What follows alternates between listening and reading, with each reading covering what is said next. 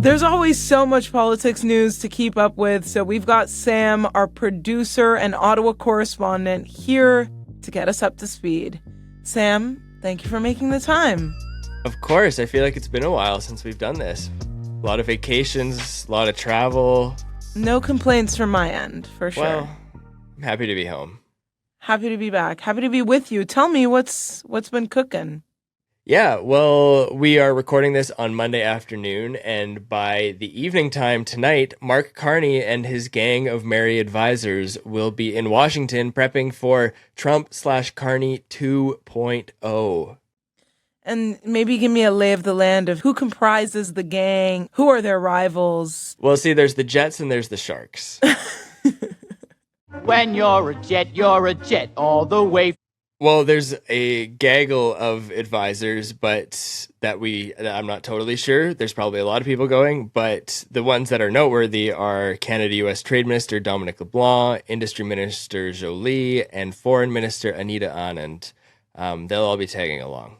And they will be meeting with the big man down south on Tuesday, so we will be analyzing and dissecting a million ways to Sunday everything about that meeting, I'm sure, by Tuesday evening. Yeah, you can cue the body language experts right now. What's the point of the meeting? So, well, the press release I got signaled that they're going to be talking about the Canada-US-Mexico agreement, which is CUSMA. That is set to be reviewed in 2026. So very possible that they're going to get some preliminary chats on how that will be negotiated and just kind of getting some face time before a very, very significant negotiation. So the official line is the CUSMA negotiations, but I'd have to assume they'd be talking about tariffs too, right? Yeah, you are most definitely right. The official language on the press release said, the Prime Minister's working visit will focus on shared priorities in a new economic and security relationship between Canada and the U.S. Translate what that means for me, please. Yeah, I like how they say working visit too, as if it's a celebratory visit, as if it's pleasure. Yeah. So the translation is they're kind of managing the expectations of the people that will be watching this video closely. That's how I'm reading it. It's how a lot of people are reading it. They're not expecting some massive breakthrough. It's kind of about rapport and FaceTime at this point. And here's an even simpler translation. I think what they're saying is it's kind of like a second date. You know, there's no expectations of getting lucky, but you should probably shower just in case. Oh, I hope you're showering more than just when you have a second date. I hope you're showering regularly. Well, Noor, I'm not the one going to Washington, so you can leave. I'm sure you shower, Sam. It's funny that we're talking about this because I feel like the whole impending Trump doom and tariff sweats seem to be losing their kind of central focus in people's political conversations. Am I making that up? Oh, you are not making that up. Just recently, Abacus polling put out a new survey asking Canadians what their most important issues are right now. And Trump has left the top spot to, can you guess what? Everyone's broke. Everybody's broke. Yeah, affordability is the number one issue for Canadians. I'm sure Polyev is shaking in his seat right he's now. Loving this, I'm sure. I mean, eating this up. If you remember, I know it seems like a lifetime ago, but Carney was seen as the best person to take on Trump. But now Trump is way less important to Canadians on kind of this national polling scale. 62% of respondents said that cost of living was one of their top three concerns. Housing alone was 34% of that. Healthcare ranked second at 35%. That was tied with economy. And Trump dropped down to 33%, down 5 points since August. This doesn't surprise me at all because everyone is suffering. But I'm curious, you know, we hinted at Polyev being happy in this moment. I wonder, have you seen him capitalize on this kind of changing political narrative? He hasn't changed his tone at all since the election. And it just so happens that now it's becoming more salient for him. But a lot of this will come to a head next month when the budget comes out. since the Liberals are in a minority government, they will require the support of at least one opposition party to pass this high stakes budget. So you can expect a lot of like posturing and negotiation going on in the next few weeks to try and get some other party members on board. Trying to like garner up some support for that very, very contentious budget that will be probably so fucking expensive that will piss everyone off in the country, especially right now when we're talking about everyone being concerned about affordability.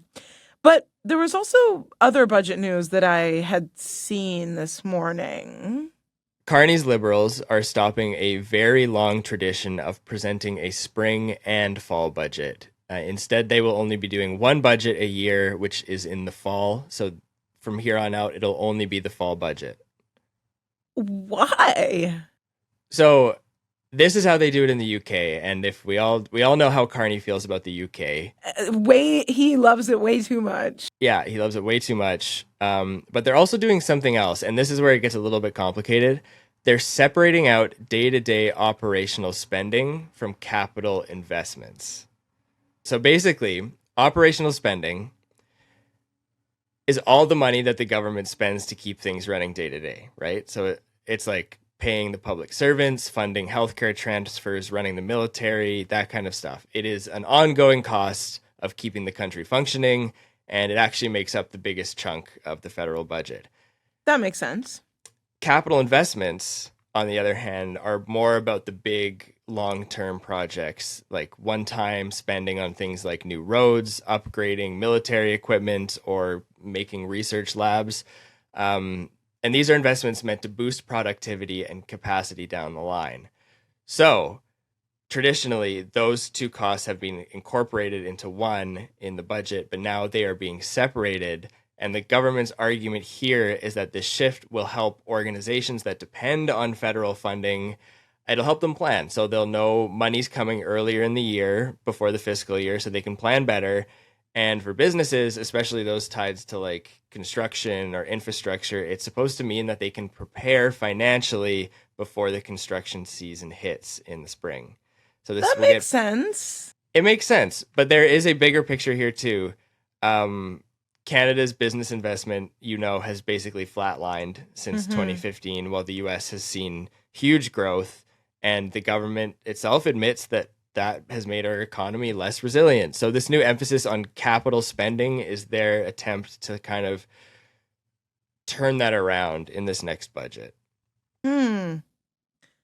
Okay, so one budget a year, and the budget will now be split into two budgets. Okay. Kind of, yeah. Okay. And this announcement dropped on Monday, so we haven't had, just like a couple hours before we're recording this, so we haven't heard much reaction from the Conservatives yet, but I'm sure they will find something to... You can count on them to find something to talk about. And this is going to be the big thing. The deficit is already expected to be massive. The parliamentary budget officer pegged it at about $68.5 billion just a couple weeks ago, which is a huge uptick. So you can expect the Conservatives to latch on to that number. Oh, yeah. And Canadians. Again, like everyone is broke as hell. And... Yeah. The other thing is that this could be seen as a lack of transparency. So if you only get one budget a year, it could be seen as they're trying not to remind Canadians of the deficit twice a year. So smart for them, bad for us. Thanks, Sam. No worries. See you next week. See you next week. That's been This Week in Canadian Politics. If this episode made you think, or mad, or sad, or happy, let me know. You can email me at noor@canadaland.com. I kind of like the intimacy of this camera setup more than like 600 feet away, but I don't know. Tell me what you think. If you like the show, please leave us a like, a comment, a subscribe. Hit the bell if you want to know when we're publishing, which is often if you're keeping up with us. And if you want to support this show or the work that we do here, go to canadaland.com/join and support us. And now I'm going to log into the mainframe and I put the wrong password, and I'm going to pause this. Over and out.